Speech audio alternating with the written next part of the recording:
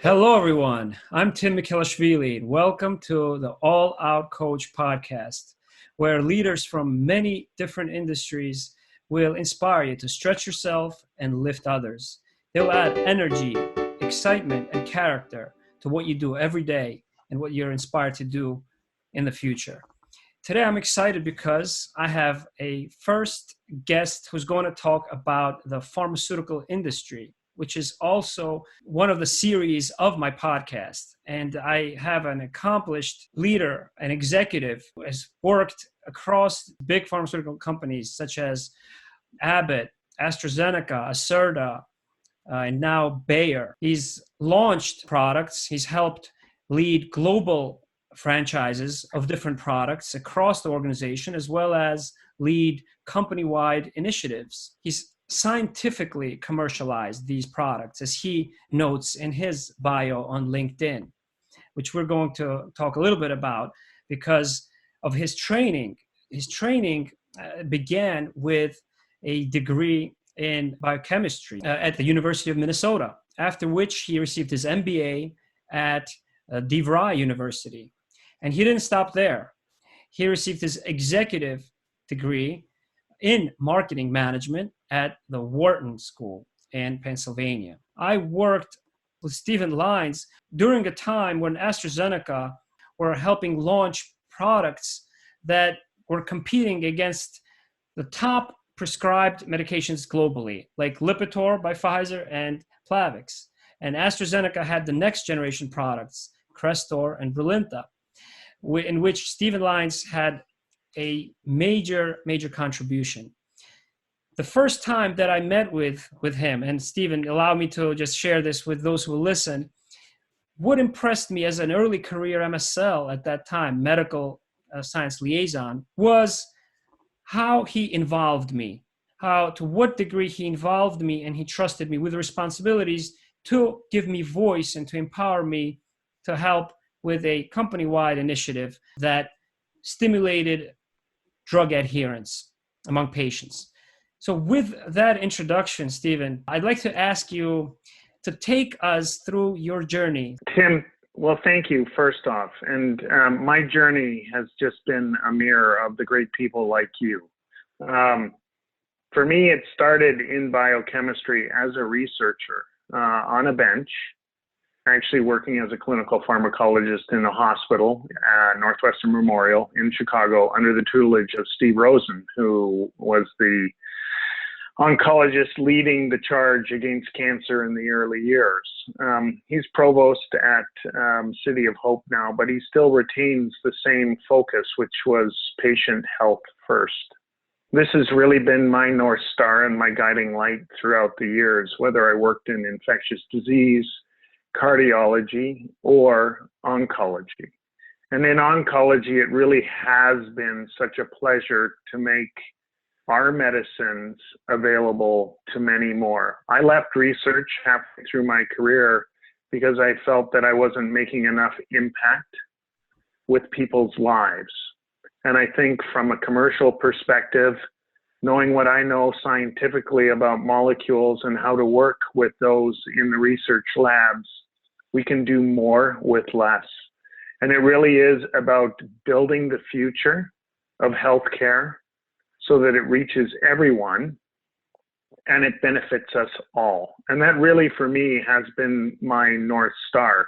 Whether I was at Abbott working on first-in-class protease inhibitors like ritonavir, or working with the World Health Organization in North Africa for Bedouin tribes that suffered from HIV, whether it's work with oncologists across the nation now and trying to really maximize therapies in the targeted and precision area. The underlying North Star for me is better science for more people. And that really is kind of my journey from a leadership perspective as well. Because when you have a group of similar-minded people, scientists, researchers, financiers, marketeers, advertising executives, these brands really come to life. And there's so many great examples of them that have really changed people's lives. A couple you mentioned, like Lipitor and like Plavix, which were early market entrants in the cardiovascular space, really changed life expectancy. You could have a heart attack. You could live with cholesterol and dyslipidemia issues, where they would have maybe killed you a couple of years previously. So it's been a lot of fun. From a leadership and a journey perspective, I really have been very fortunate. And I think part of that is in having an open mindset to work with everyone on an even playing field. Yeah, what makes your story so unique, I think, is how you have combined your background and impacted so many patients' lives ultimately through the work that you've done, combining the science and the business aspect of our industry.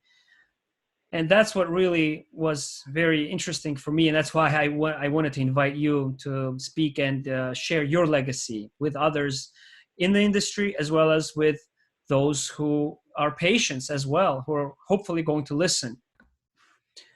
Who are some of the mentors that have inspired you in your life? In my early days, even dating back before I even started with Steve Rosen, really no one. Yes, I was an athlete, a student athlete, but even then I didn't have mentors. And my first true mentor was Dr. Rosen at Northwestern Memorial Hospital, who really shaped a lot of my aspirations about what I could do, especially if I was interested in staying in healthcare. Mm-hmm. My second biggest mentor, and probably my lifelong mentor, was the head of Abbott's infectious disease group, Carl Kraft. He was a pediatrician. Mm-hmm. By trade, he was the Milwaukee Zoo's head pediatrician and brought every young animal into living. But he was also an infectious disease zealot. And he really developed Biaxin for all of its great indications for helping people, whether it was hospital-acquired pneumonia, HIV-resistant MAC infections. But his lifelong lessons about helping people have really stuck with me my entire career. He's probably my greatest mentor. His scientific mind and his ability to create access for patients. And so it's really, really been great. I've had lots of other professional mentors. Elaine Campbell from AstraZeneca, just an absolutely amazing lady. She's a chemical engineer by background training, but her ability to commercialize products and bring it to the masses better than anyone that I've ever worked with. And so those people have all given me something, and I hope that I'm able to pay it forward, because they sure did. One of the reasons why I had started this venture was to be able to give back to those who have inspired me. Once they hear your comments, I think that this will be one way that you can pay for it, that I can pay for it as well. What has been your greatest accomplishment? I think my career as a whole is, for me, is a great accomplishment. There are a couple of really great highlights within it. In the precious little time that I have outside of work and my family, I do volunteer for a hospital, and I work on their board in philanthropy. And a few years ago, we were able to assist a family whose daughter had really blastic leukemia and was going to have a BMT. Mom and dad lost their jobs. They mortgaged their house. 3 other kids in the house that had next to nothing. And we were able to buy their house back, give them legs to stand on, giving mom and dad jobs, but then also take care of their daughter's healthcare bill. I think in the grand realm of things, for me, my North Star is taking care of other people and giving back. This probably is one of the greatest accomplishments that I feel that I've been part of. But I think I wouldn't be honest with you, Tim, if I didn't tell you that most of the accomplishments that I've been involved in have all been team-based, right? Getting to work with some absolute gems in the industry. Doug Levine, who was the head of GI science for AstraZeneca, in Yes. the early days with Prilosec and Nexium. Just an absolute fantastic guy, fantastic doctor. I remember when we had an opportunity to win a company bonus, that we were able to take that bonus and then give it to charity. I just think that these outstanding accomplishments are so much better realized when you do it as a team. So lots of great stuff for me, but more importantly, lots of great stuff for teams and sharing it with others. Yes, and all out coach, I often say, be self-driven, but not self-centered, because I don't think that there's anyone in this world who's ever a self-made or self-taught person without a push, without a pull, without a platform, or without someone else. So it's always it's very important to remember the who, not only on Thanksgiving, but throughout life, probably. What I've Absolutely. discovered, right? So thank you. As we're entering a new decade, Stephen, what specific aspects of the pharmaceutical industry are you excited about transforming over the years? I think for me, we've really entered the personalized healthcare space, and there's two avenues for this. The individual patient who may have disease that is so genetically different, and then those that can be treated under the auspices of precision medicine. Precision medicine, a little bit different than individual personalized medicine. And in precision medicine, we share probably 95% of the same human genome, but maybe that 5% is the differentiating point that makes it personalized healthcare. But for that 95% that is shared, there are precision medicine opportunities, not only within the industry, but also with patients that really make sense. And from that, we really enter an era of targeted therapy. And targeted therapy is really going to be the next step. We're already into the front end of it, but it is really the next step in really ensuring that we do the right things for patients and that we create medicines that make sense. It doesn't make sense to keep giving patients chemotherapy and chemotherapy and chemotherapy. It may work, but what you're doing is you're building a underlying clonal development system of different cells and cancers that can't be treated. But if we treat with targeted therapies, we have better odds of arresting the whole process and giving patients a normalized life. Yes, you mentioned one of those new exciting treatments, track fusion and tumor agnostic therapy, which if those patients in whom you can identify and stratify as being more genetically predisposed, you can treat any type of cancer, right, in any organ. Well, that's tumor agnostic therapy, correct? With some great effect. Yeah, results. Absolutely. And, the pharmaceutical companies are starting to do a lot of collaborative work with diagnostic companies. I think one of my lifelong favorites has always been Genentech, and even their symbol on Wall Street, DNA, is very appealing, right? They really have like driven the industry towards providing better therapies. You look at some of the early work that they did in breast cancer and in blood-borne cancers. Rituxan, very, very, very different product. Herceptin, very, very different. These are very targeted therapies, and I think the vision that DNA created is one that the industry is adopting more and more and more. Targeted therapies, absolutely a must. And I think, TREC fusions are just a small instance. It's a patient population probably of less than 2,500, but there really isn't anything beyond drugs that are targeted for TREC fusion, which is a tumor agnostic disease, right? It can show up in probably 20, 25 different types of tumor types. But there are two therapies out there that now can really help those patients. But it's not much different from a host of other diseases and a host of other therapies that are being developed today on the backbone of precision science. Yeah.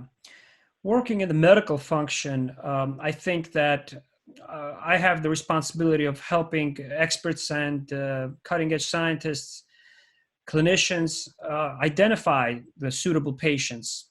And I work in the field with others who help providers, clinicians get access to that medication. So I'd like to ask you to shift gears a little bit and talk about how patients and providers can get access in light of a lot of controversy, a lot of press. Some may be deserving, others may not, of some of these increases and changes in the pricing structure. Can you talk about the state of healthcare and in terms of patient access to these exciting medications, Stephen?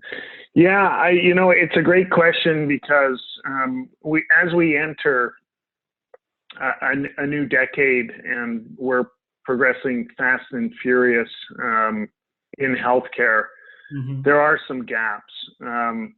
The reality is that less than 10% of patients and their patient costs are actually medically managed and attributed to products that we sell in the pharmaceutical industry.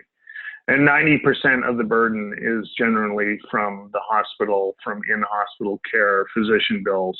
And so we as an industry have not done a good job in telling a good story about what that cost framework looks like. Our medicines are generally expensive. We are a for-profit industry with responsibility to shareholders in Wall Street, and those are serious obligations. They give us the core backbone from a finance perspective to develop these molecules.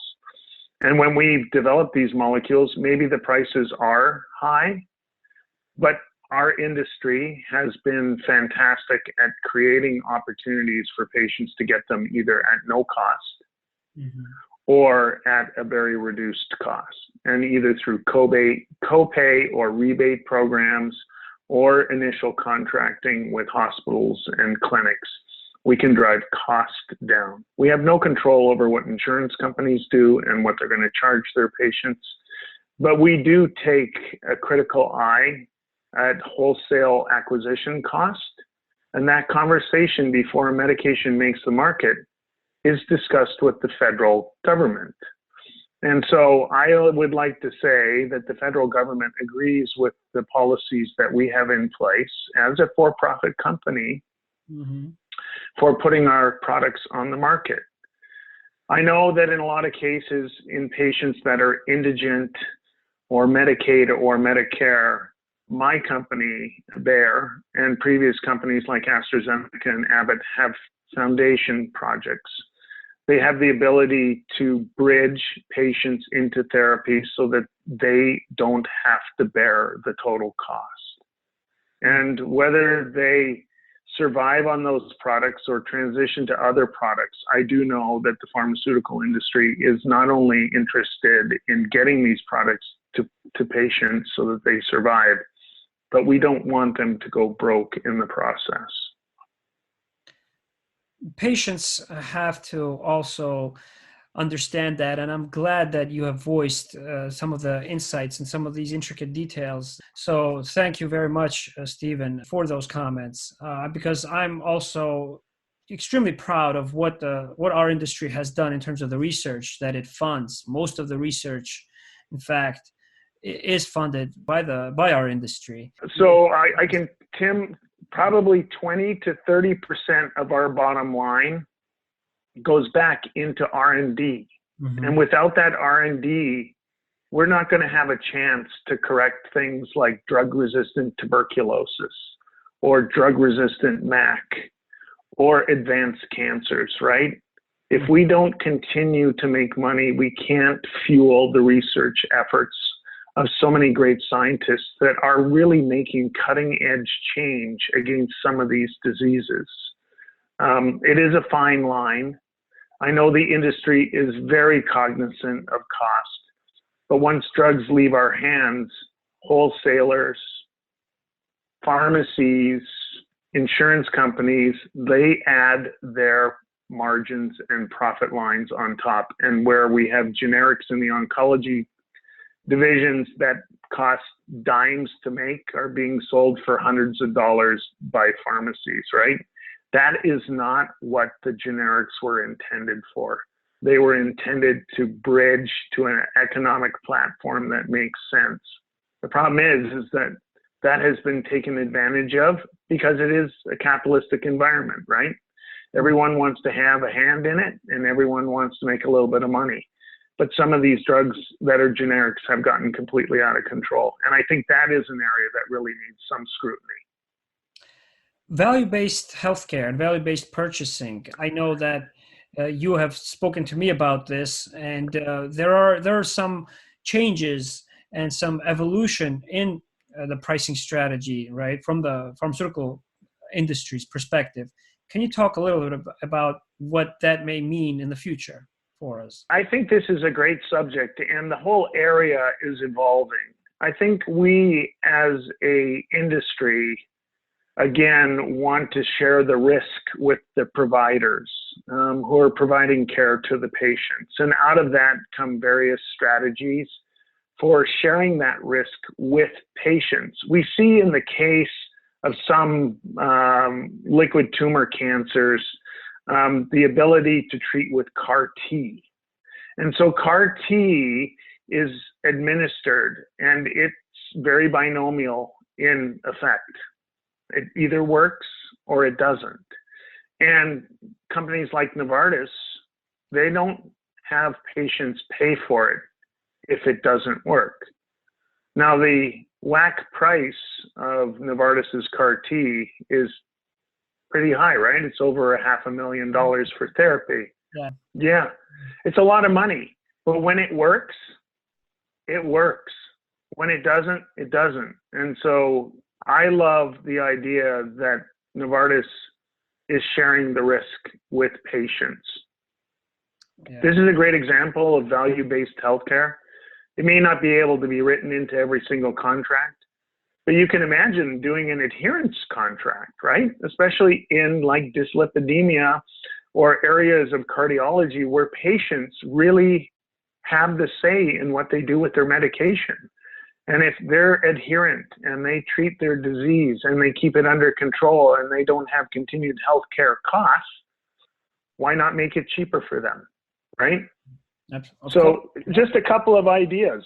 Are there any lessons learned from previous contracts with the United States government, these shared risk contracts? Any successes or failures? Oh, well, I think there's a lot. I think they get buried very quickly because they're not great stories. But I know that we did a little bit of work with CMS around cardiology adherence, and it was not a good story because we know now that adherence is really a gene chip in individuals, and you either are going to be taking your medication or you're not. And there really is no good equation. As much as we like to think that by giving money to patients and providers to help them with the problem, that is not a cure for adherence. You're either going to take your medication or you're not. Being a pharmacist, having a pharmacy training myself, I appreciate that. In particularly, it's not easy to adhere to therapy. So I don't know what chip that is, what genetic chip that is. It's a difficult equation, and it really is based on the value of your life, and I think mostly the people around you that are going to coach you into taking care of yourself and making sure that you stay on therapy.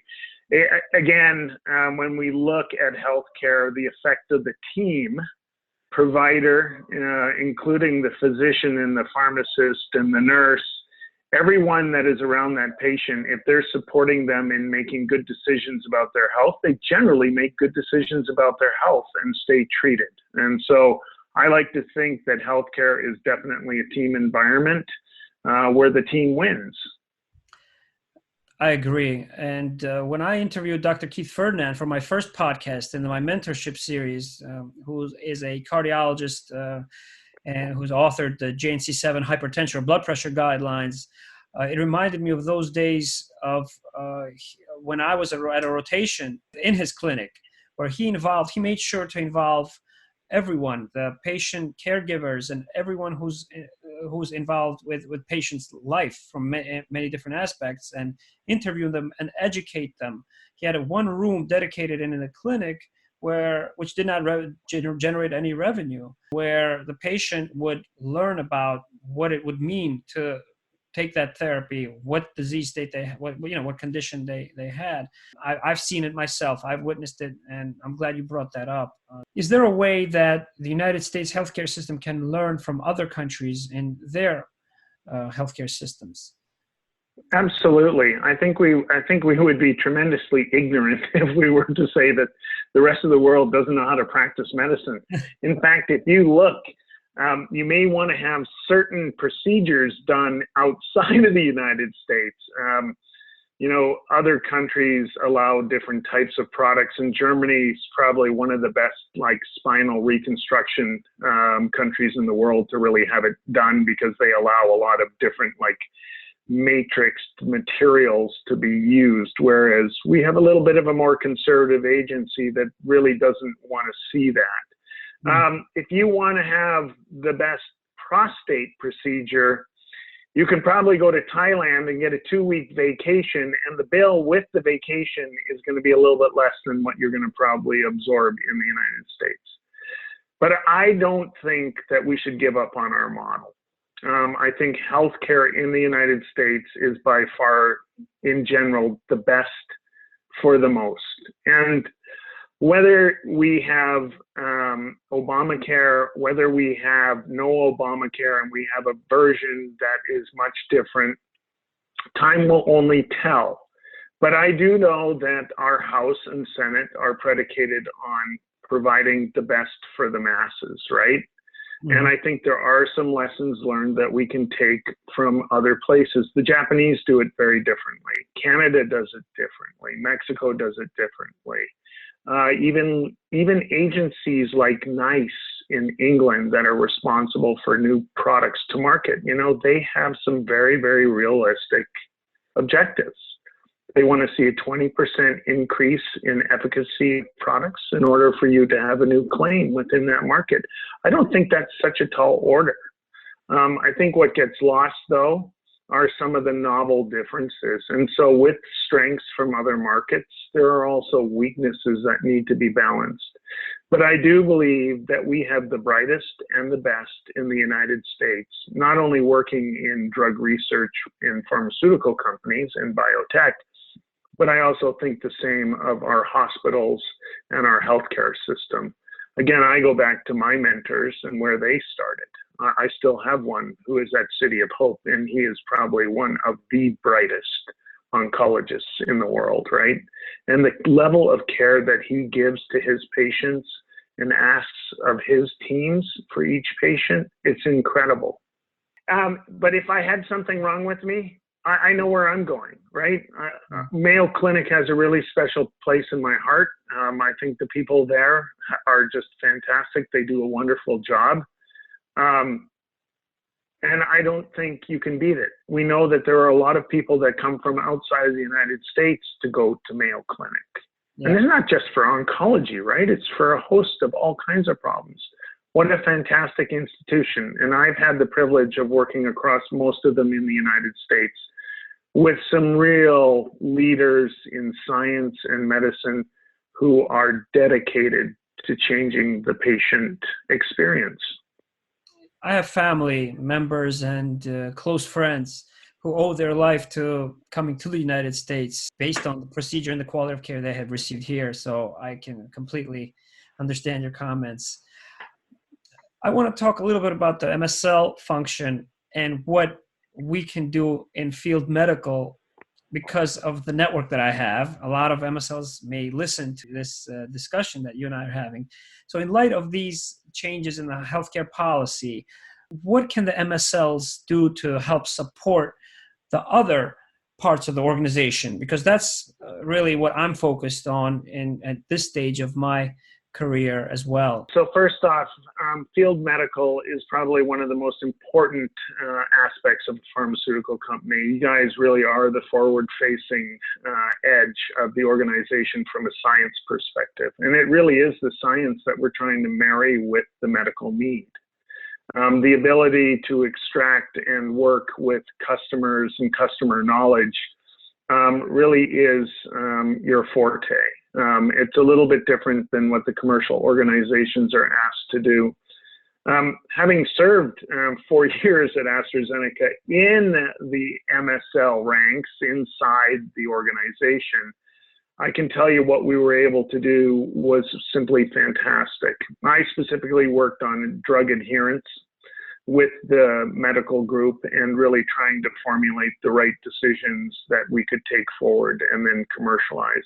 But without your partnership, Tim, and the MSL partnership, the commercial organization doesn't move forward. We can go and sell, but if there is no scientific rationale and we're not able to develop additional clinical trials and move the science forward without your help and the MSL help, the industry grinds to a halt. And I like to think, again, the team really wins at the end of the day. And all of the closely integrated MSL and medical teams that I've worked with from a commercial perspective have always launched great products, had great experiences, and have been able to commercialize products across many boundaries, providing healthcare for the masses. And you guys really are the scientists that drive a lot of it. And I can't say thank you enough for what you guys bring to the table with our customers, because there's a lot of things that we can't talk about on the commercial side. We are somewhat like the drums who provide that background beat to one song of science at a time and making music in medicine. That if you listen intently enough to the song, you hear it, and we identify the gaps, the treatments, and we partner with the field commercial colleagues who are the vocals, who provide the vocals to them, are at the front stage representing the company. And a lot of the relationships that I've formed over the years, I owe to the inspiration I had from that partnership with commercial.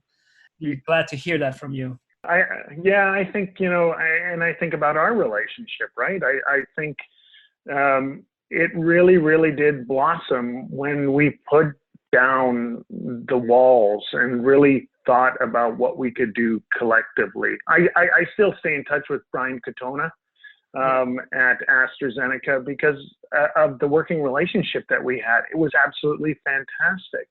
And so many others in the industry that I still stay in touch with that are, at the end of the day, some of the best scientists and biggest patient advocates. I work with a young lady in Kansas City right now, Amanda Dries, who is probably one of the best oncology pharmacists that there has been. She worked at KU's pediatric oncology group for a long time.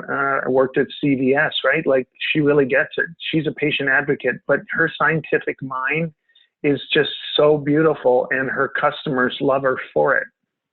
Going back a little bit to our earlier discussions, Stephen, on leadership, healthcare policy is mandated by our leadership, of course. It's a delicate question.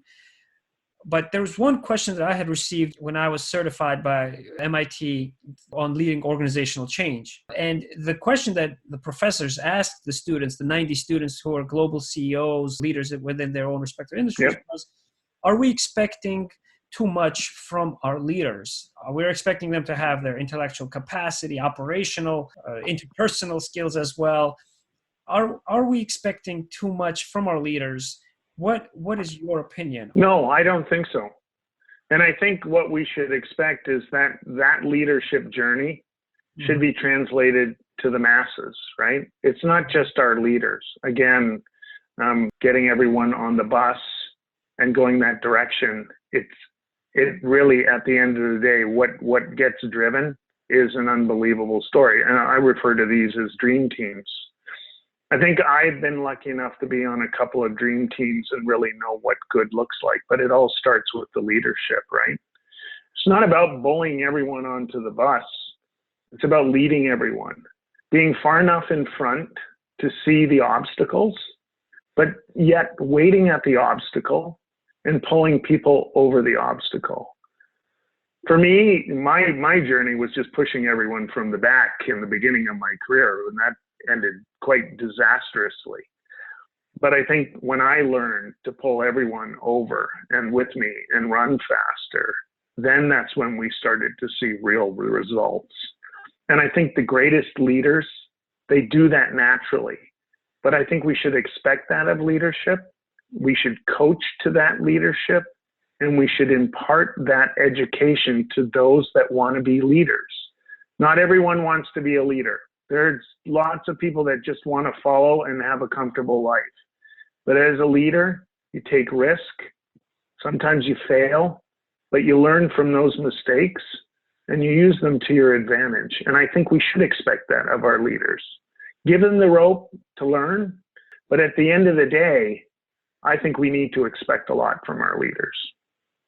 Thank you. For some reason, I expected you to give that perspective, Stephen. The stretching ourselves farther and lifting others, and this philosophy that you and I think, share. I recently gave a next generation leadership lecture at Rutgers University, and hearing you speak about obstacles was something that resonated now with me, because I tried to simplify leadership. And one of my first points that I made to this class, where I had sat in those same seats 15 years ago, was that leadership is somewhat like a GPS, the GPS that helps you avoid traffic, avoid danger. But leading is taking someone somewhere to a destination, giving your team one direction, but not holding them accountable to one dimension, because of that beauty from the diversity of the experiences and the universes from which they come. I'm glad that you were able to build such great teams and this collaborative spirit, which is also a focus of mine now, because I think it's central. It's a catalyst to productivity, to growth long term, not just as an episode. Yeah, most humans are designed to follow their behaviors. What I like to think is I get to work with people that think about their behaviors first before they enact upon them. And that thinking component removes a lot of barriers, right? Mm-hmm. Stop, slow down, take a breath, look at your problem, and really create solutions for them before you start down the road. I love the Nike commercial that says, just do it. Yeah. But if you don't think before you just do it, you could be repeating lots of mistakes. Learn from your mistakes. Be a leader. Share the knowledge with those that are behind us, right? Yeah. People shared it with me. They showed me the road. They paid it forward. And I think that's part of our leadership journey, is to pay it forward and to really think smart. Absolutely. You've hired a lot of teams. You've built many teams. So to what extent did you apply the scientific method to hiring? I want to ask you that question, being a scientist. Yeah. So everything revolves off a genetic Punnett square, right?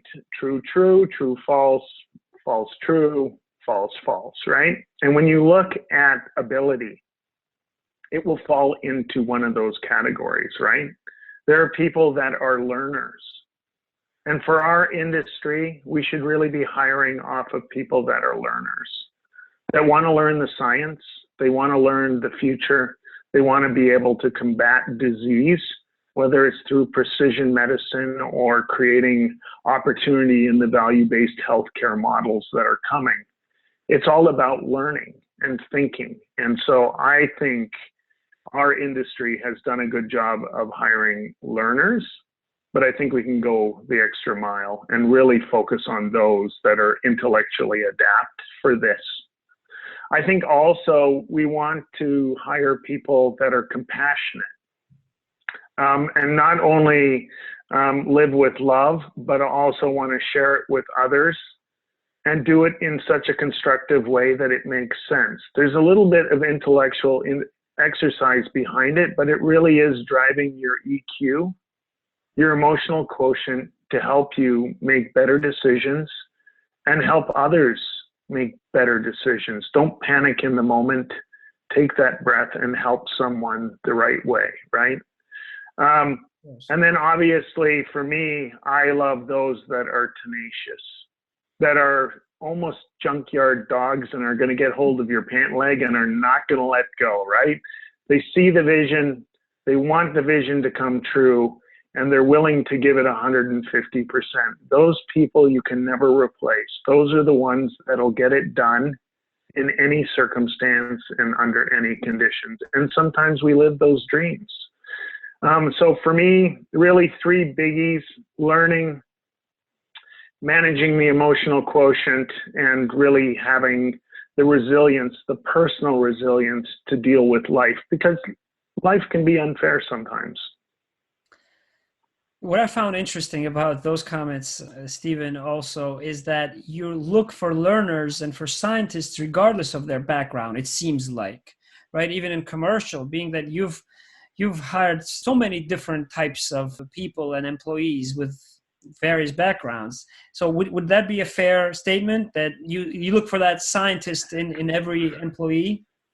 Yeah, and so I can give you a great example of that. I'm pretty biased on hiring nurses in field sales in oncology. One, they're respected in their clinics. 2, for those that have maintained their licenses, they've done it because they love the patient and they love their colleagues in the hospital. And they also come with a pretty hefty scientific background as well. Outside of that, researchers and a few others are still some of my favorites to deal with. I have a number of master level scientists, even on my commercial teams, that I just love every day. But it is the exceptional thinker that I think I'm really attracted to. And I have some folks that got their psychology degree, but what they have done with their life after that, not from a educational perspective, but from a learning perspective, has been pretty awesome. They're probably some of the smartest people that I've worked with. I work with a young man in Indiana, David Hutchins, and he simply is one of the best TKI scientists out there. He doesn't have any degrees behind that, but he went out and he bought 11 books all on TKI science, and he can tell you more about the TKI kinome effect of drugs than probably anyone else.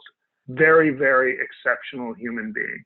You know, that scientific mindset is one where you continuously ask questions like you mentioned, right? And where you're never categorical or you never jump to conclusions, but you keep testing hypotheses.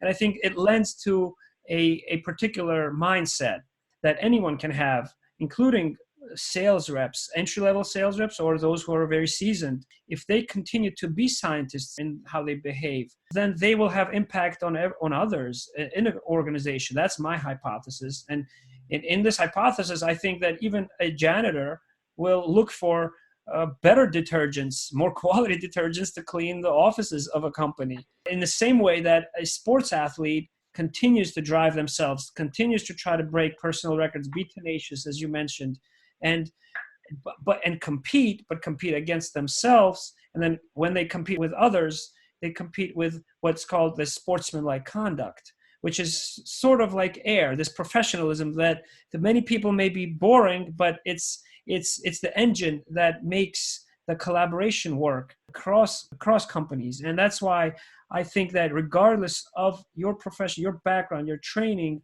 having that sports and science mindset lends to a progressive company culture. I would subscribe to your hypothesis, as a matter of fact. I mean, having grown up as an athlete as a young kid and well into my 20s, it shaped my competitive instincts, right? So not necessarily winning, but just the pursuit of excellence. And I think that I've taken into my life, right? I just wasn't done with a degree in biochemistry. I think the combination of that competitiveness with wanting to do the right thing has really kind of given me my North Star and really helped me get where I am today. Yeah.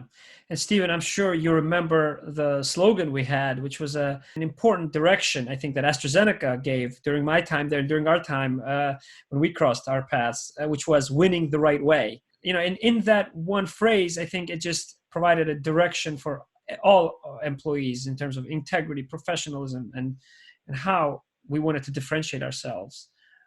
Yep, I think integrity has really taken a hit on the chin across a lot of industries. And at AstraZeneca, winning the right way really put balance back into the equation. You know, we could have cut lots of corners.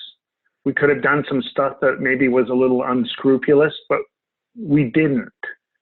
And, you know, when Pascal came on board at AstraZeneca, this is 10, 12 years ago now, the company was in trouble.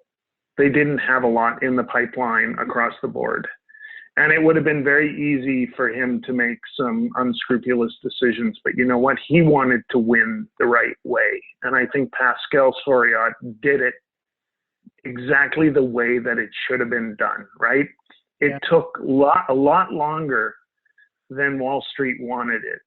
But if you look at the portfolio of products and you look at the direction that this company is now going, AstraZeneca has come around the corner, and it is a great story in itself. But that's winning the right way. It doesn't happen overnight, and that's where you've got to have the gumption and the stick-to-itness of winning the right way. So I think, Tim, it's a great example of exactly what you're talking about. As our character is a spectrum, it's a colorful spectrum, different parts of which we express in different environments with different people. Yet a specific slogan which drives you towards a particular action like that, like winning the right way, is something that sticks in my mind to this day. Company culture is something that I'm also speaking and interviewing a lot of leaders like you. So okay. I think as we grow in the industry, you know, I love the science, but a lot of what I do nowadays is balanced on the human spirit and really working with people to understand what drives them and what really will progress them into the future. There's two things I'm going to reference here. When you're trying to change an organization, it's a little more difficult. And right now at Bayer, we're trying to do it. We're using the backbone of Oz, which I think is really great, because in the Oz pyramid, it all starts with the experience that we're trying to create, which then leads to belief, which then leads to actions, which then leads to results. And if you're trying to change the results at the end of the day, if you start at the bottom of the pyramid by changing the experience, the whole architecture of culture moves. And I think it's a great example of what an organization can do. We are in the middle of it. I think it'll take another year. But our leader, Sebastian, in the United States, took us on a journey last year to really walk through the principles of Oz and why it was so important for Bayer to change. And I think we're there. In fact, we have a 5-1-85 goal. And 85% on the back end of the equation is dedicated to employee engagement. Yeah. It's really, really important. There's a book that I read recently called The Manager. It's by Gallup. And the very first part of the book deals with the managerial operational execution that has not changed over the last 50 years. If you look back over who and what is happening in our industry, if we elect to ignore the millennials and we elect to ignore Generation Y, X, Z, you name it, whoever they are, we will lose them and they will become disenfranchised and disinterested in our industry. And that would really be a shame. I think at the end of the day, that book is a great read because we've got to get away from calibrating people against each other and start working with them on their engagement. So I think there has to be fundamental change. I am super excited from a cultural perspective that Bayer wants to do this. They are a very big company. They could elect to just drive the machinery like they have, but they know in order to be successful in the future, we have to have at minimum 85% of our employees engaged every day in what we're doing, what their colleagues are doing, and what the company is trying to accomplish.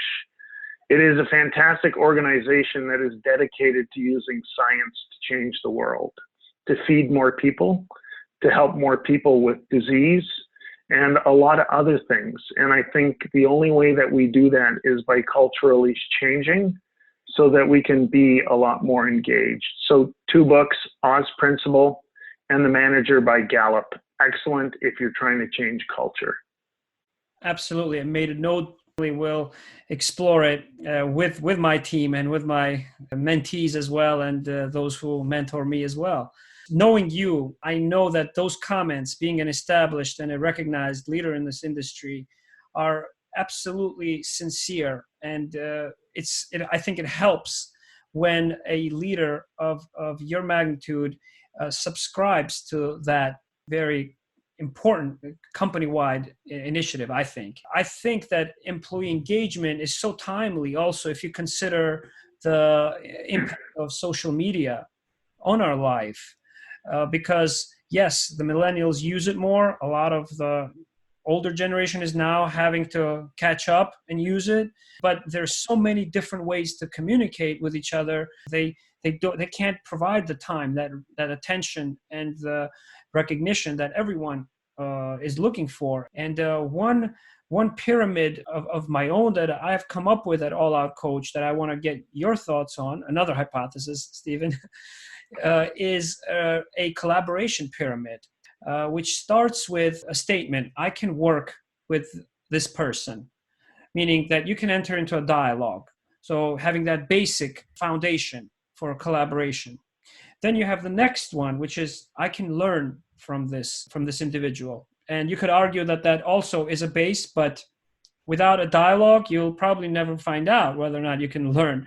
But chances are we learn from everyone, right? I learned from my mentee, who my first statement to him when I was volunteering for this program through Rutgers was mentor and mentee-mentor relationship is lifelong.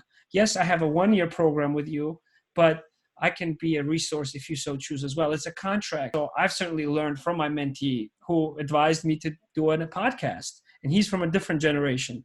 So the second part of that pyramid is I can learn from this person who I work with.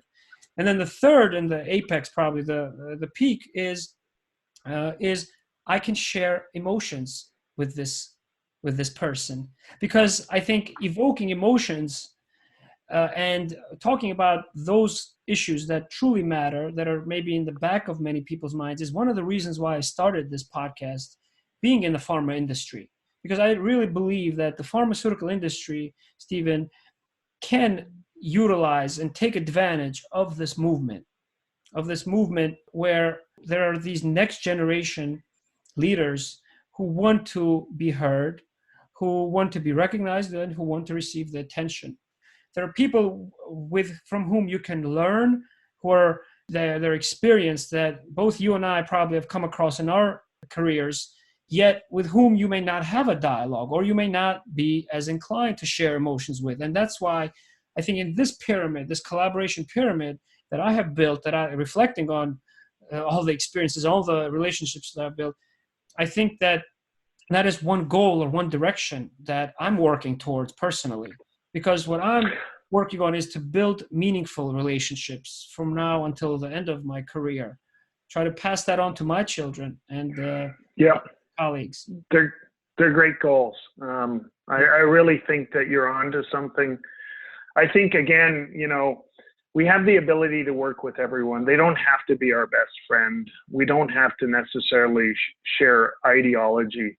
Right. But if we can make a commitment to work with each other, and you don't like these people, the amount of knowledge that you gain from that type of interaction, I would almost subscribe, is double, because you're always trying to learn. And I think learning is really the key here. It's the same in the Oz principle, right? If you're unwilling to learn, you can never change the experience. So I'd like to think that we can draw parallels between models, but I would definitely subscribe to what you're talking about in collaboration. It's really, really important. And again, I think that if you change the base you can change the entire model and slide it. So I would say yes, Tim. Absolutely. Great. What is one routine that works for you that you have applied that you would love to share with those who are gonna listen to this episode? So I think you want to take the time to understand whatever problem or opportunity is given to you. I think you want to take the time to really think and use your brains. You have a large organ between your ears that for the most part over the course of your life you've ignored. Yeah. For those that have used it, they are already retired and living somewhere beautiful on a beach, having a Corona right now. But for those of us that have woken up halfway through our career, and I'll put my hand up for that one, we want to be able to use the tools that we're given. We're wanting to continually read, continually explore, and do a better job. And I think if you subscribe to just stopping and thinking about what you're doing and trying to accomplish, it is an amazing journey. Be open-minded. There is another great book out there called Mindset that asks us to work with an open mindset and not be closed off to either ideas or people. You might be quite amazed what people bring to you when you have an open mindset. Solutions that are faster, cheaper, and just flat out outright better, right? Listen, your second big part of your pyramid is listening, right? And learning. And we can learn from everyone. So have an open mindset. I think it's critical. And your open mindset was really what I remembered and how I introduced you at the beginning of this episode when we first sat down over lunch. That stuck in my memory. And I'm glad that we're able to continue our dialogue, Stephen. Yeah. I want people to also get to know you a little bit from a personal perspective. So what is one escape or one activity that in which you lose yourself on your personal time that you'd like to share? So for me, in my personal life, I think it really is anything outdoors. Obviously, as a scientist, there is a connection to the biology of the planet. And whether I'm hunting, fishing, scuba diving, skiing, hiking, mountain climbing, the one core is that you're in the most incredible environments on this planet. The science behind it creates wonder. Whether you're looking at snowflakes that are coming down on the top of a 15,000 foot mountain, or you're in the depths of an ocean and you're looking at these really cool dragon moray eels. Whatever it is, this planet has some pretty incredible stories to tell. And I think for me, I get absorbed and lost in nature. And I think for me, whatever the activity that surrounds nature, I'm in. I'm loving it. I'm outdoors, just enjoying it. And so we all got to pick our passions. For some, it may be music and an orchestra. Yeah. For some, it may be very different. But for me, it definitely is being outdoors and really enjoying what Mother Nature created. She's quite the scientist, I think. Absolutely. I agree. Time is such a luxury these days. Why not savor that moment, savor that time, and maybe even try to integrate it, right, into being productive or creative? Do you find yourself integrating some of the ideas into work from your time with nature? Yeah, absolutely. Yeah. I like to think that I have epiphanies on a regular basis. Maybe it's because I'm brain dead during the week and it just happens on the weekend. You're too humble. I don't believe that. Yeah, the epiphanies on the weekend while you're sitting on top of a mountaintop or you're relaxing by a stream, you're just, the subconscious is always at work. I do know that. And I do know that about me. And so when I have the time to actually switch gears, I think my subconscious goes to work. And so I'm able to not only enjoy what I'm doing, but also know that in the back of my mind that I'm churning on opportunity and problems that maybe someday will help many and someday help those that are less fortunate.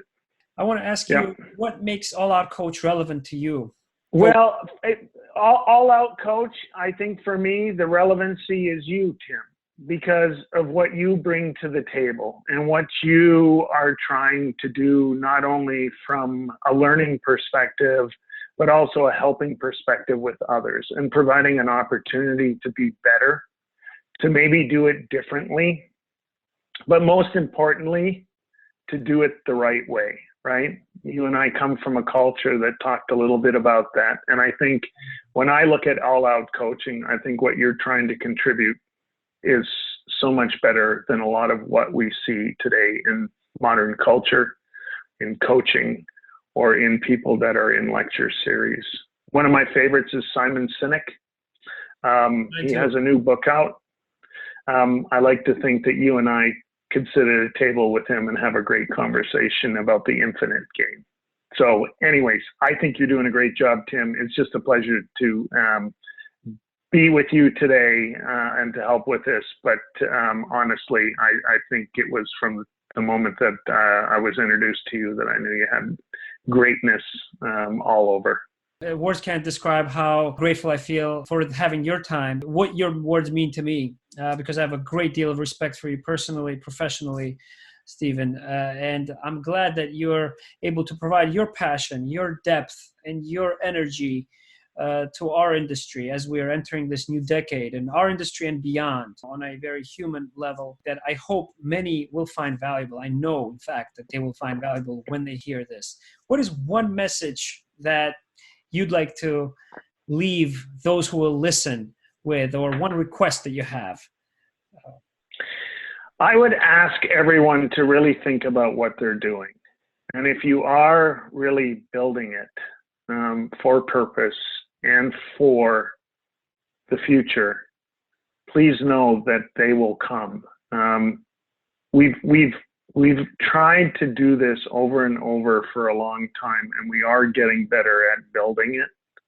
I think there's a lot of other things that people worry about that are just extraneous information, but trust yourself, trust in your leaders that the decisions are right, and to think critically about what you're doing. With that, have a great day, Stephen. Thank you very much. I look forward to continuing the hypotheses that we'll share with each other and that we'll test, and the dialogue that we've refreshed in 2020, I think. Cheers to scientific rationale. Cheers. Thank you. Thank you.